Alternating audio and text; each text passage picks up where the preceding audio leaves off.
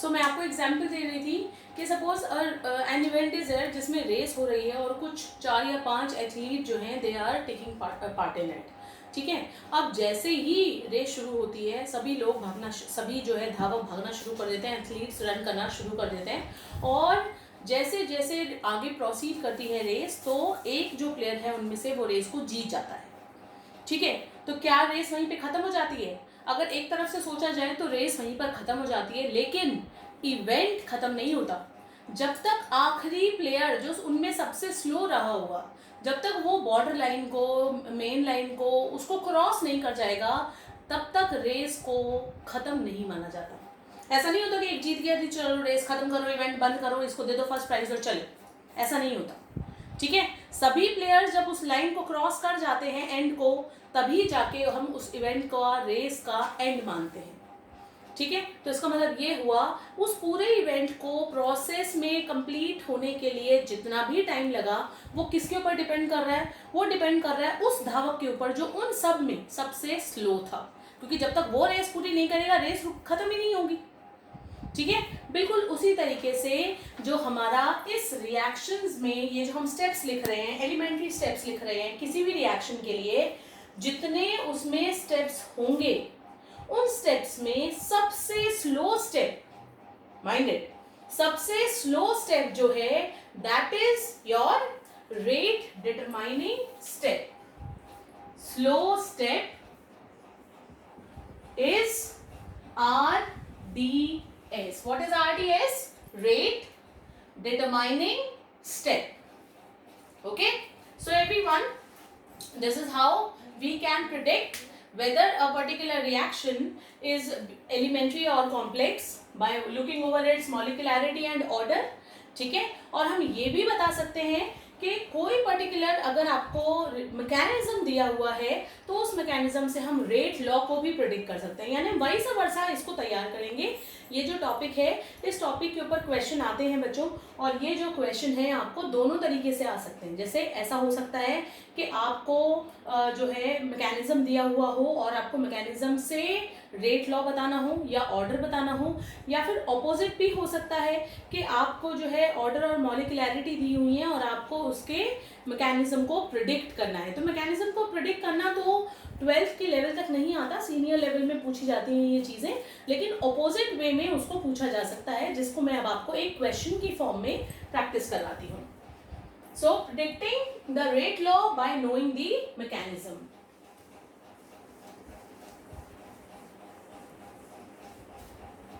और एग्जाम्पल लिखने से पहले फिर से 2-3 चीज़ों को रिमाइंड कर लें, रिकॉल कर लें। पहली बात कि कुछ रिएक्शंस सिंगल स्टेप में होती हैं, उन रिएक्शंस को एलिमेंट्री कहते हैं।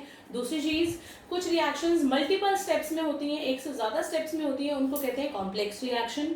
कॉम्प्लेक्स रिएक्शन जितने भी स्टेप्स में हो रही हो वो सारे स्टेप्स को एलिमेंट्री स्टेप्स कहा जाता है। जो एलिमेंट्री स्टेप्स हैं उनमें जो सबसे स्लो स्टेप है उसे कहा जाता है रेट डिटरमाइनिंग स्टेप, यानी वो हमारा मेन स्टेप है। ठीक है, और किसी भी एलिमेंट्री रिएक्शन के लिए ऑर्डर और मॉलिक्युलैरिटी सेम होंगी, कॉम्प्लेक्स रिएक्शन के लिए ऑर्डर और मॉलिक्युलैरिटी सेम नहीं होंगी। एलिमेंट्री स्टेप में जो आपका मॉलिक्युलैरिटी है, अगर वो उसमें कोई इक्विलिब्रियम की रिएक्शन इन्वॉल्व नहीं है तो फिर वही पर्टिकुलर रिएक्शन आपकी, वही पर्टिकुलर जो मॉलिक्युलैरिटी है वही ऑर्डर भी हो जाएगा। ठीक है, so now let me tell you with the help of an example. Question is के prediction of rate law with help of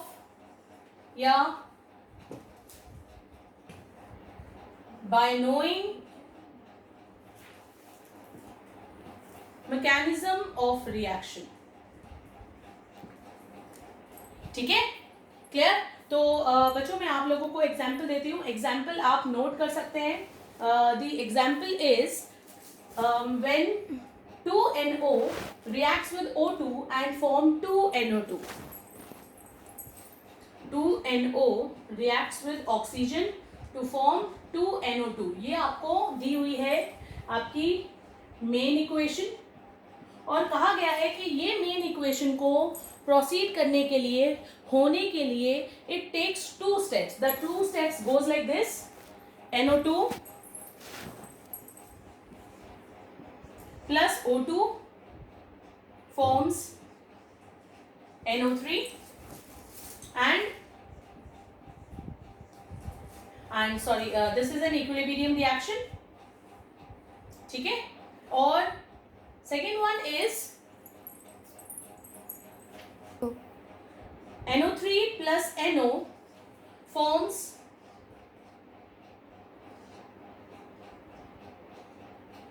NO2.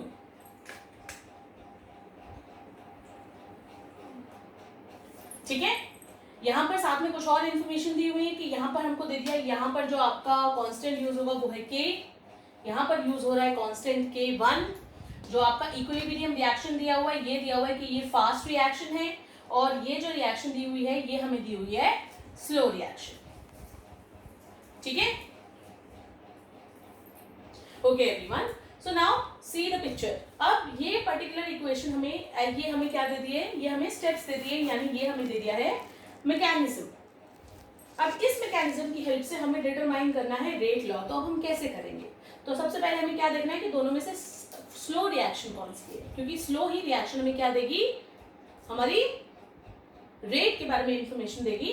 तो according to the slow reaction, ठीक है, rate must be equal to rate constant.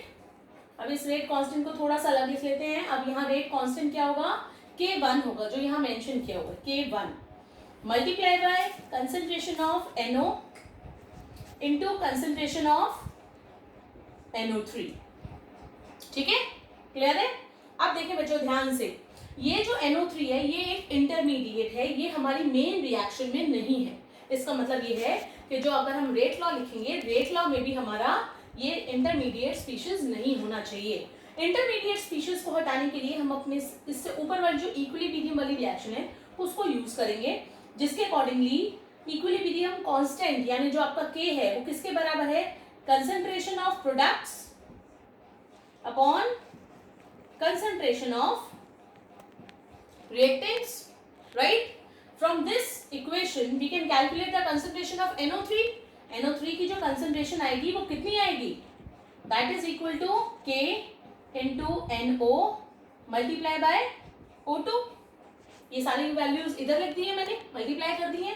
अब ये सारी की सारी जो NO3 की वैल्यू आई है, NO3 की जो कंसंट्रेशन आई है उसको उठाकर रख देंगे हमारे रेट लॉ में। तो हमारा रेट लॉ कुछ इस तरीके से नजर आएगा, rate is equal to K1 into K, दोनों कांस्टेंट है, तो अब हम इसको एक नया कांस्टेंट दे देते हैं K डैश, आप चाहें तो K2 भी लिख सकते हैं। ठीक है, रेट कांस्टेंट आ गया, NO दो टर्म्स आ गई हैं, तो यानी NO का हो गया है स्क्वायर, और O2 जो है वो टर्म आपकी इंक्लूड हो गई है। So students, as you can see, this is the rate law for this particular equation. Now you will say that कि मैम ये तो बहुत क्लियरली इंडिकेटेड था कि यहाँ से ये जो दोनों रिएक्शंस, ये जो पर्टिकुलर रिएक्शन हमें दी हुई है इसमें NO की पावर 2 आनी चाहिए, O2 की पावर 1 आनी चाहिए। लेकिन मैं आपको फिर से ये रिकॉल करा दूं कि आप किसी भी रिएक्शन को देखकर उसके ऑर्डर के बारे में नहीं बता सकते जब तक आपको उसके मैकेनिज्म के बारे में ना पता हो, और मैकेनिज्म की हेल्प से जब आप उसको डिराइव कर दोगे देन यू कैन कैलकुलेट। और ये मैकेनिज्म जो है ये एक्सपेरिमेंटल है, इसको एक्सपेरिमेंट की हेल्प से ही लिखा गया है। तो अल्टीमेटली इसीलिए ये कहा जाता है कि जो ऑर्डर है वो एक्सपेरिमेंटल वैल्यू है, और जो मॉलिक्यूलैरिटी है वो हम रिएक्शन को देखकर लिख सकते हैं। यानी जैसे हम यहाँ पर देख रहे हैं, इसमें मॉलिक्यूलैरिटी कितनी है, 2 NO के मॉलिक्यूल हैं और एक O2 का मॉलिक्यूल है, टोटल हो गए 3 मॉलिक्यूल। ठीक है, अब आप ये तो बता ही सकते हैं कि इस पर्टिकुलर रिएक्शन, ये जो रिएक्शन हमने मेन रिएक्शन लिखी है, इसका ऑर्डर क्या है, ऑर्डर होता है जो पावर्स हैं उनका सम, तो 2 + 1, यानी इस पर्टिकुलर रिएक्शन का जो ओवरऑल ऑर्डर है वो है 3। ठीक है, clear? So in this way we can do these questions, और ये सिर्फ कहने के लिए नहीं कि you can do these questions, आपको इन क्वेश्चंस की प्रैक्टिस करनी है जो आपको असाइनमेंट दिया जाएगा उसमें से। आगे प्रोसीड करते हैं इसी में, और अब हम लिख लेते हैं, लिस्ट आउट कर लेते हैं डिफरेंसेस बिटवीन ऑर्डर एंड मॉलिक्यूलैरिटी।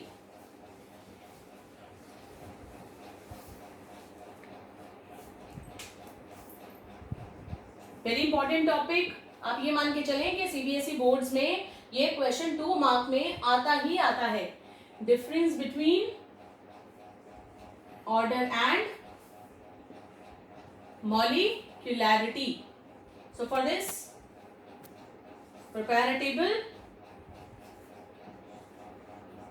इसमें मैं चाहूंगी कि आप कुछ चीजें जो है वो खुद मेंशन करें, जिसमें पहले जो है इन दोनों की डेफिनेशन लिखनी है जो आप लोगों को ऑलरेडी बताई जा चुकी है। उन चीजों को आपने सिर्फ यहाँ रिपीट करना है। It is a sum of powers by which reactant terms are raised to, concentration terms are raised to in the rate law. This is the number of molecules of reactant which are colliding with each other to form product. ठीक है। इसके बाद दूसरी चीज, order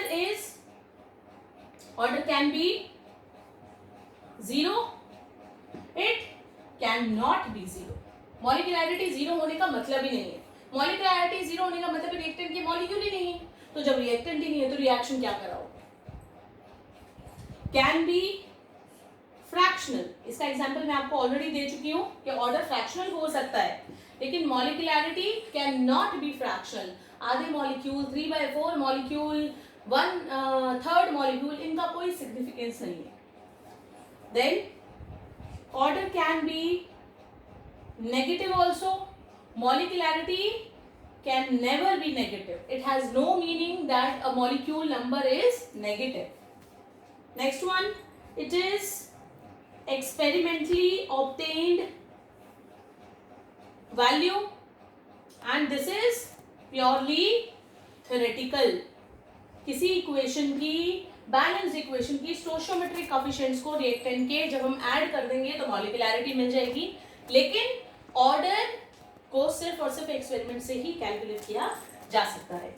then order is for all type of reactions, यानी चाहे reaction आपकी complex हो या फिर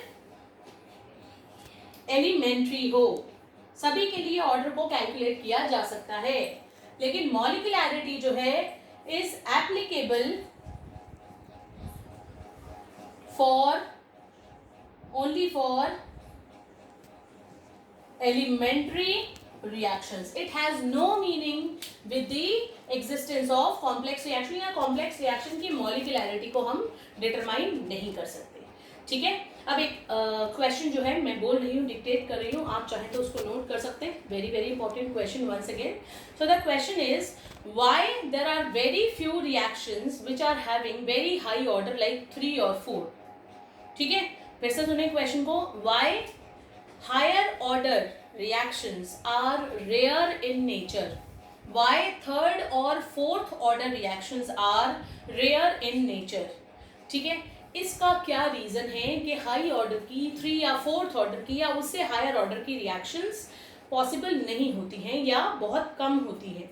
इसका रीजन है कि जो हाई ऑर्डर रिएक्शंस हैं, इसका मतलब ये हुआ कि एक साथ एक ही टाइम पे साइमल्टेनियसली उतने मॉलिक्यूल्स एक दूसरे के साथ कोलाइड करने चाहिए, जो एक्चुअल में फिजिबल नहीं हो सकता। जैसे अगर सपोज कोई रोड के ऊपर हम किसी एक्सीडेंट की बात करते हैं तो जनरली क्या ऑब्जर्व किया जाता है कि सामने से कोई गाड़ी आ रही थी और इधर से कोई ट्रक आ रहा था, वो आपस में भिड़ गए। लेकिन क्या ऐसा होता है कि एक चौराहे के ऊपर चारों डायरेक्शन में से एक साथ गाड़ियाँ आ रही हैं और एक साथ टकरा जाए? क्या ऐसा सुना है आप लोगों ने? ऐसा कभी भी नहीं होता। ठीक है, the possibility of colliding 3 or 4 molecule at the same time is not there. 3 या 4 पार्टिकल्स का एक साथ कोलाइड कर जाना एक ही समय पर, इसकी जो चांसेस हैं, इसकी जो पॉसिबिलिटी है वो बहुत ही कम है, ना के बराबर है। ठीक है, बिल्कुल नेग्लेक्ट तो नहीं करेंगे, बिल्कुल उसको जीरो तो नहीं कहेंगे हम, लेकिन हम ये कह सकते हैं the possibility is extremely low. And so the higher order reactions, 3 और 4th order reactions are also rare. तो ये क्वेश्चन विद आंसर आपको बताया है, ये पार्ट भी आपने तैयार करना है इसी पर्टिकुलर टॉपिक से रिलेटेड। और अब let us move towards the last topic from the concentration of reactant. इस पर्टिकुलर टॉपिक से अब हम मूव करते हैं लास्ट टॉपिक की तरफ, and the last one is pseudo unimolecular reactions.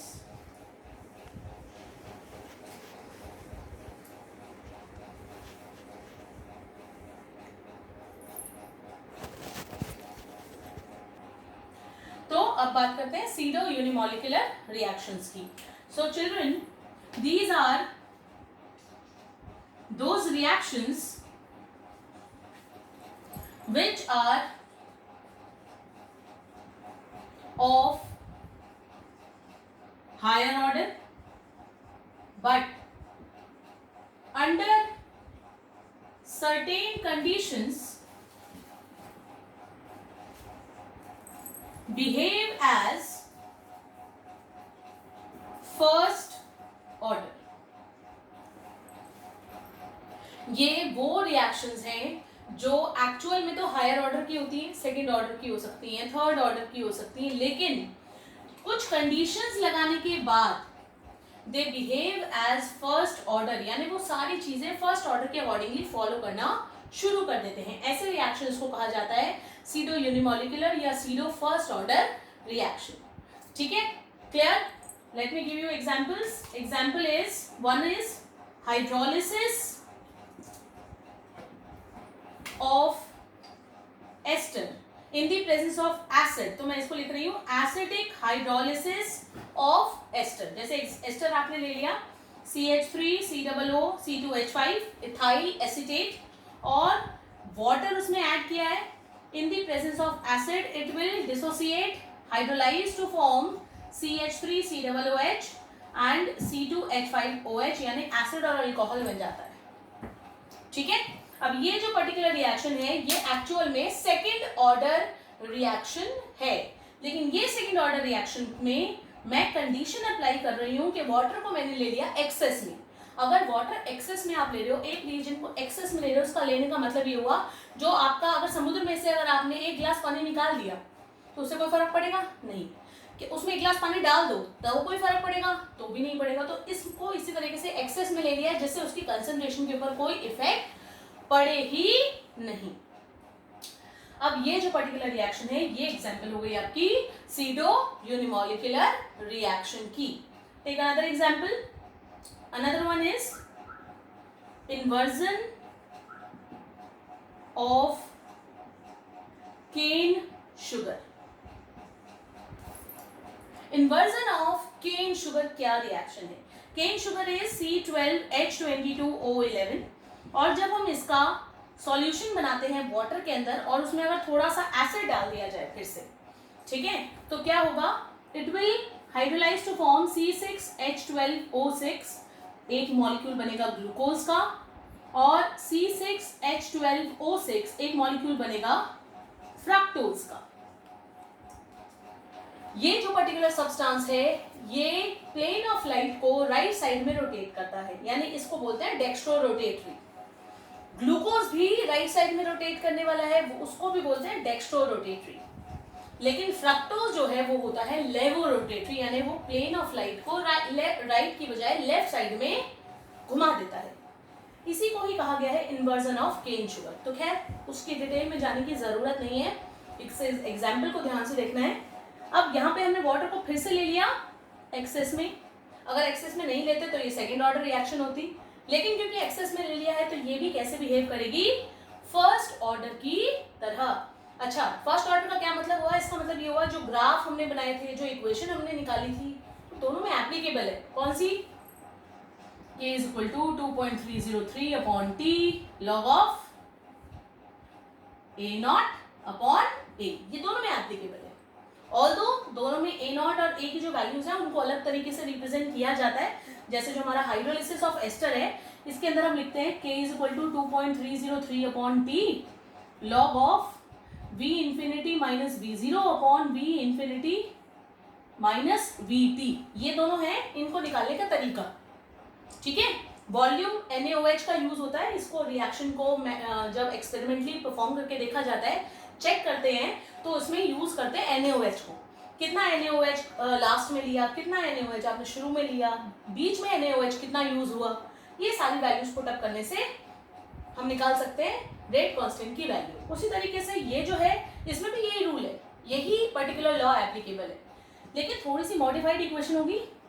K is equal to 2.303 upon T log of R naught minus R infinity, then R T minus R infinity. ये जो इसमें आर है उसको rotation angle कहा जाता है, जो एक पर्टिकुलर इंस्ट्रूमेंट की हेल्प से मेजर किया जाता है। अब आप पूछेंगे कि क्या मैम हमें ये फॉर्मूलाज भी लर्न करना है? तो ये फॉर्मूलाज आपको प्रिपेयर करने के लिए या लर्न करने के लिए इट इज़ नॉट कंपल्सरी। आपको ये याद रखना है कि सीरो यूनिमॉलिक्यूलर रिएक्शंस होते क्या हैं, और फिर आपको ये याद रखना है कि उनके एग्जाम्पल्स क्या हैं। ठीक है, clear? So with this topic I am going to give you further more important information, and that information you can just note down from this particular video.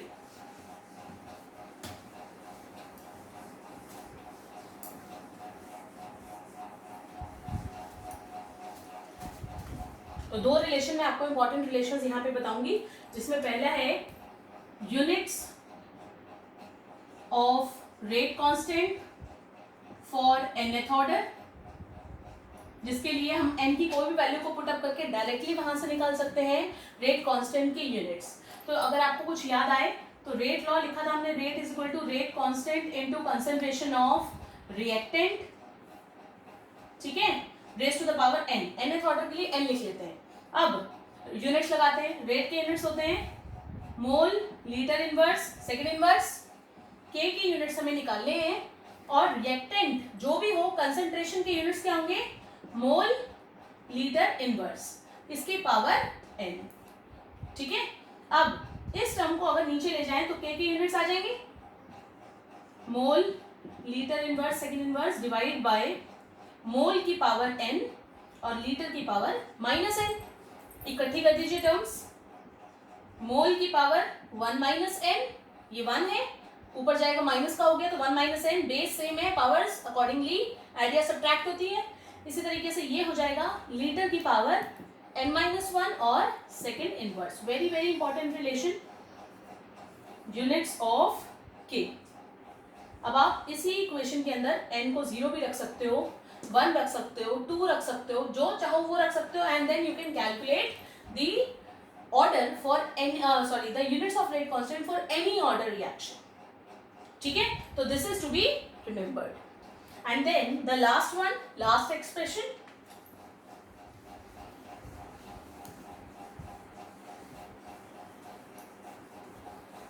and that is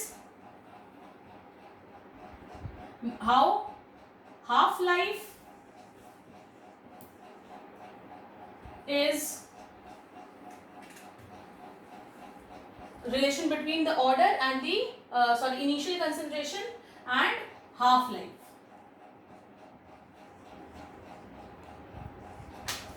It is observed that half-life is equal to the initial concentration raised to the power 1 upon n, ठीक है। अगर आप यहां पर order को रखते हैं, sorry, it will go like this, a naught raised to the power, that is t half is equal to 1 upon a naught raised to the power n minus 1. What is n here? n is the order of reaction.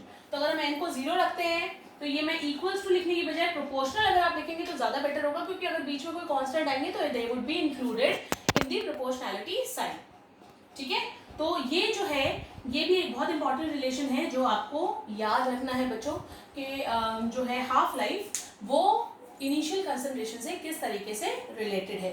वैसे हम ये दोनों ही zero order और first order के लिए निकाल चुके हैं, मैं फिर से मेंशन कर देती हूँ। For zero order T half is equal to A naught upon 2k। अगर आप यहाँ 0 रखेंगे तो ए नॉट की पावर हो गई -1, 1 अपॉन ए नॉट, ये ऊपर जाएगा +1 हो गया, तो इस तरीके से हो गया, क्लियर।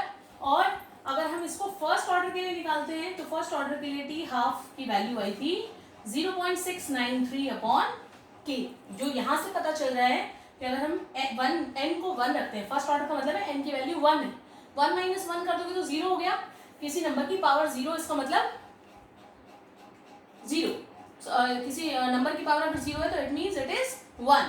तो इस तरीके से प्रोपोर्शनैलिटी के साइन के बाद सिर्फ हमारे पास क्या रह गया, हमारे पास कांस्टेंट रह गए, ठीक है।